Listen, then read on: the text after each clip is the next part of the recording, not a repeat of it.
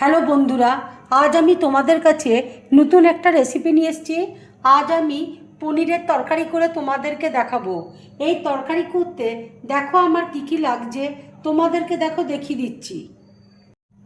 এখানে দেখো পনিরকে আমি কিউব করে কেটে নিয়েছি, মটরশুঁটিকে দেখো ভাপ দিয়ে সেদ্ধ করে নিয়েছি, টমেটো দেখো কিউব করে কেটে নিয়েছি, ক্যাপসিকাম দেখো কিউব করে কেটে নিয়েছি, পেঁয়াজও দেখো কিউব করে কেটে নিয়েছি। এখানে দেখো কস্তুরি মেথি রয়েছে, গোটা গরম মশলা রয়েছে, কাশ্মীরি লঙ্কার গুঁড়ো রয়েছে, ধনে গুঁড়ো রয়েছে, তেজপাতা রয়েছে। এখানে চালমগজ বাটা রয়েছে, কিশমিশ বাটা রয়েছে, কাজু বাটা রয়েছে, আদা রসুন আর কাঁচা লঙ্কা দেখো বাটা রয়েছে, টক দই দেখো ফেটিয়ে রেখেছি। দেখো তেল দিয়েছি, তেল দেখো গরম হয়ে গেছে। এবার আমি পনিরগুলো দিয়ে দেবো।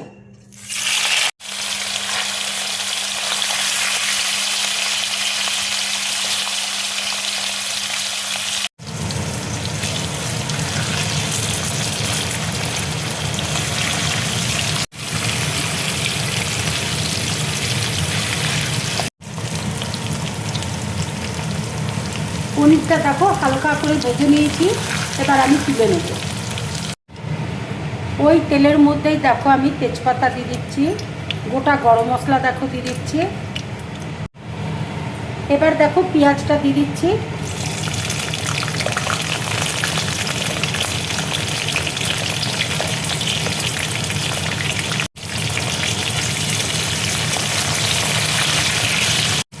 পেঁয়াজটা দেখো খুব বেশি ভাজবো না, হালকা করে আমি ভেজে নেব।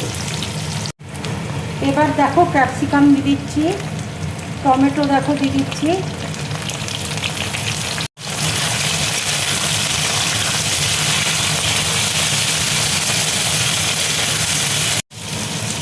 আন্দাজ মতো দেখো নুন দিয়ে দিচ্ছি।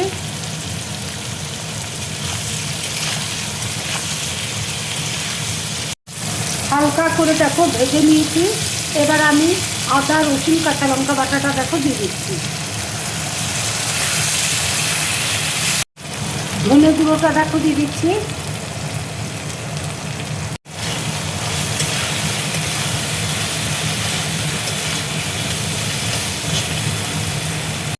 মটরশুঁটি দেখো দিয়ে দিচ্ছি।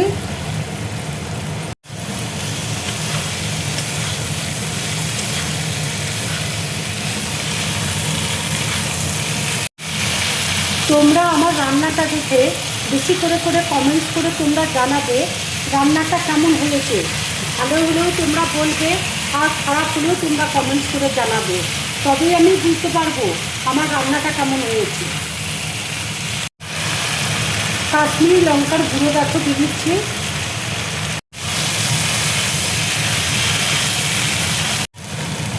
দইটা দেখো ফেটিয়ে রেখেছি, দইটা আমি দিয়ে দিচ্ছি।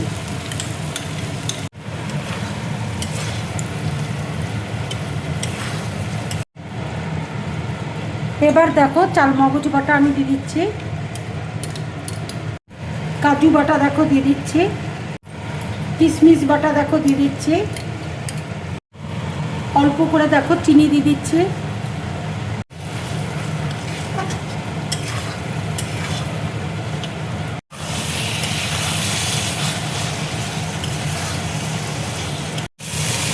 মশলাটা দেখো কষানো হয়ে গেছে।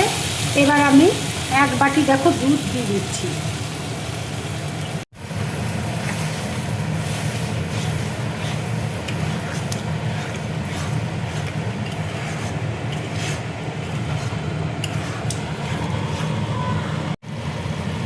এবার দেখো পনিরটা আমি দিয়ে দিচ্ছি।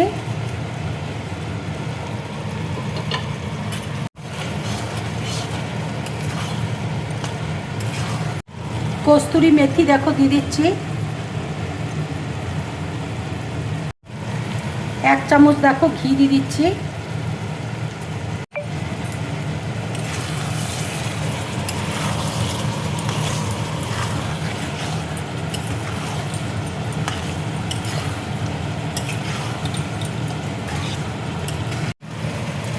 এইভাবে পনির রান্না করে তোমরা রুটি, পরোটা, নান, লুচির সাথে খাবে, কিংবা ফ্রাইড রাইস কিংবা পোলাওয়ের সাথে খাবে, খুব ভালো লাগবে খেতে।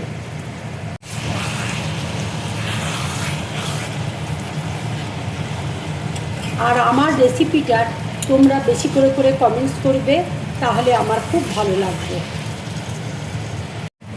রান্নাটা দেখো হয়ে গেছে, এবার আমি গ্যাসটা অফ করে দিচ্ছি।